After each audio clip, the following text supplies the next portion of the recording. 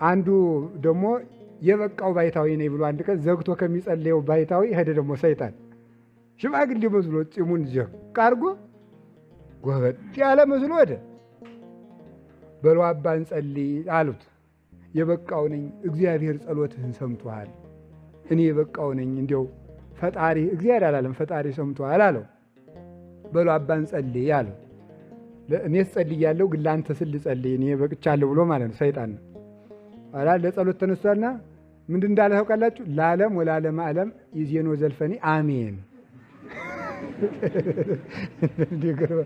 ይዜኒ ወዘልፈኒ ወለዓለመ ዓለም አሜን። ሌላ ምንም የለውም። እግዚአብሔር የለውም። ስብሐት ለአብ ወወልድ ወመንፈስ ቅዱስ የለውም። ምንድን ያለ ዝም ብሎ ለዓለም ወለዓለመ ዓለም አሜን።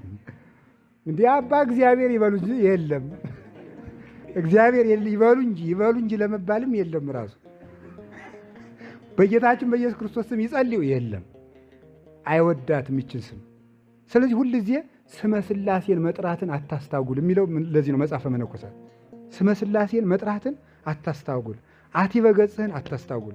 ስትበላ አማትብ፣ ከቤት ስትወጣ አማትብ ውጣ፣ በር ስትከፍት አውጥ፣ ከዋልክበት ቤት መልሰህ ከፍተህ ወጥተህ ስትገባ አማትብ፣ ለተፈጥሮ ግዳጅ ወጥተህ ወደ ባሕት ስትገባ አማትብ ግባ።